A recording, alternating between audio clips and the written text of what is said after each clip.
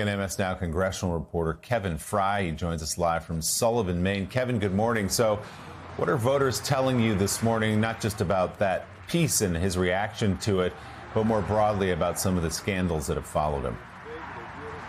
Yeah, I mean, look, there is a degree of concern, a bit of frustration about the fact that we have to continue talking about kind of a trickle upon a trickle upon a trickle of these headlines about Plattner. But at the same time, Democrats that I've talked to since arriving here have consistently said that they are standing by him. They believe that there is kind of this sense of that he has a story arc that is one of redemption. They're willing to continue to back him. Here is some of what we heard.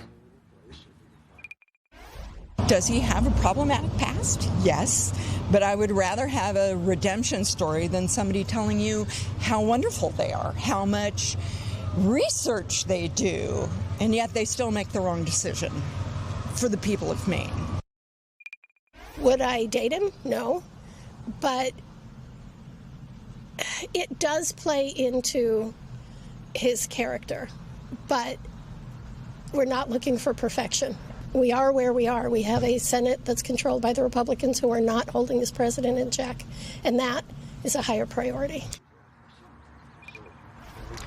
Now, some have also gone so far when I've talked to them to say that, look, they wish his recovery from some of these setbacks, if you will, was a little bit smoother. And one individual, when I spoke to her, I asked, is there a line where it goes too far, where, okay, I can no longer support this individual? And she said, I don't know what that line is, but I hope we do not get there. There are some other factors at play here as well, which is, of course, the Janet Mills question. She's still on the ballot. She, of course, did suspend her campaign amid financial issues.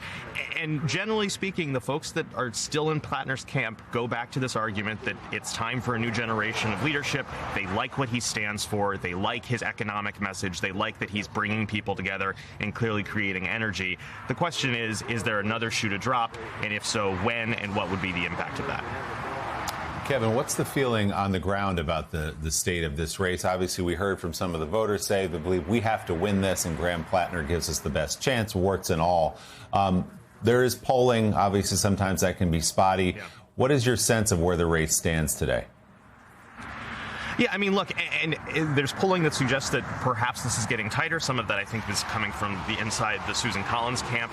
There's obviously a concern amongst Democrats in Washington that are now beginning to say things like these allegations are concerning. You've seen Senator Chuck Schumer more or less kind of sidestep a question about whether or not he still backs Plattner within the last day or so. So there is a sense of kind of the anxiety, the agita around him. The question is whether or not he can sustain this. He, of course, has managed to repeatedly stay above the fray, or not above the fray, but has managed to navigate through these waters and still maintain a hold on folks who like his message and believe that, look, we as people are not perfect, and neither should we expect our leaders to be. There is a belief that there is a lesson learned. Of course, some of these more recent allegations from this week are just within the last few years. They're not going back a decade and a half like some of the other allegations. So I think there is a degree of anxiety. The other question, of course, is the Susan Collins of this all. She has been down in polling in past elections here and has still managed to pull this off. So don't sleep on her ability to do that again. UMass Lowell poll yesterday, for what it's worth, had Plattner up 5 points on Susan Collins with a long way to go. Congressional reporter for MS Now, Kevin Fry. Kevin, thanks so much reporting from Maine this morning. We appreciate it. So, J. Mart, we heard from the voters there, and that's what you hear across the state of Maine among Democrats. We believe we have a candidate who can win this seat, who can finally, in their view, push Susan Collins out of the United States Senate and push back against the Trump administration. We are not going to abandon him now. That's at least what you hear from Democrats in Maine. That woman, Willie, in the yellow dress, I mean, you could have taken that quote and put it in the mouth of any Trump voter for the last decade, right? It's such a sign of the time. Say, look, he's not perfect, but he's a, maybe he's a blunt object, but we got to get back to the Senate because we got to stop Trump. I mean, that's the same rationalization here. That's the nature of the tribal politics we're in. This was a zero-sum game.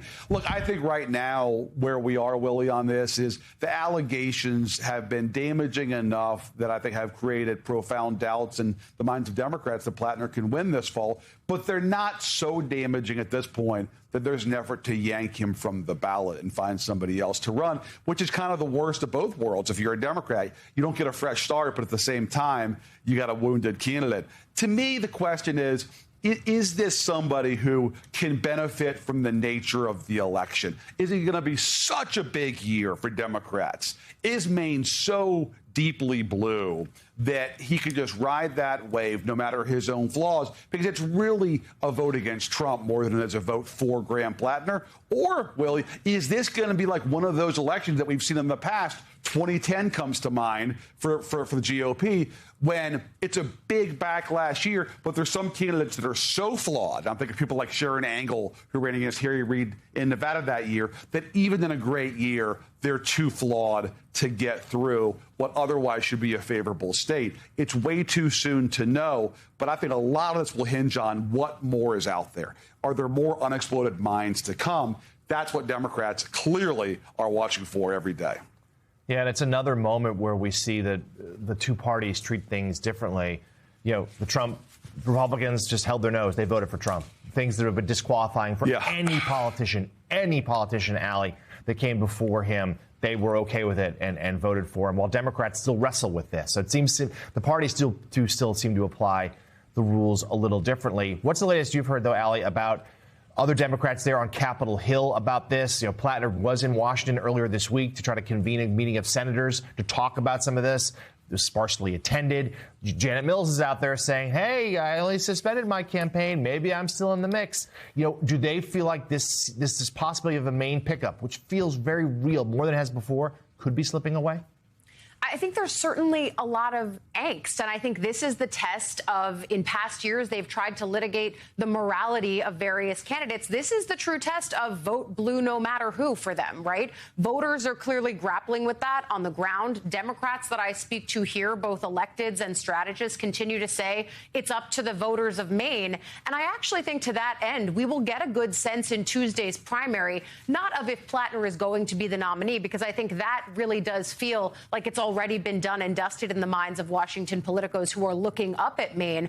I think instead it's going to be instructive to see what % of Maine voters does someone like a Janet Mills still get, whose name is on the ballot. But it's not like we've seen some spontaneous last dash of campaigning as she tries to make another go at this nomination. She did point out, you're right, Lemire, that she suspended, didn't drop out. So again, that's an option on the ballot for Maine voters. And for Democrats who are looking at, all right, what do Mainers decide?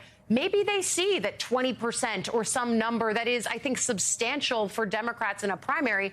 It shows what kind of answer they are willing to give and if they feel that this stuff is disqualifying. But I think J-Mart is right to point out that for Democrats that are responsible for fielding candidates, recruiting good candidates, this is a moment where you risk drawing the ire of people who are still with Plattner if you try to pull an end run and supplant him somehow for the general election. But then also someone like Susan Collins has had staying power. She's regularly good at the local grassroots that can be the difference maker in some of these kinds of elections. And I think we're right to point out that we have seen her pull them off before, even when atmospherics have been good for Democrats. So, again, we'll remain to see what we have yet to see. But I think Tuesday can still be instructive for us, even if it's just ending up with Plattner still as the nominee.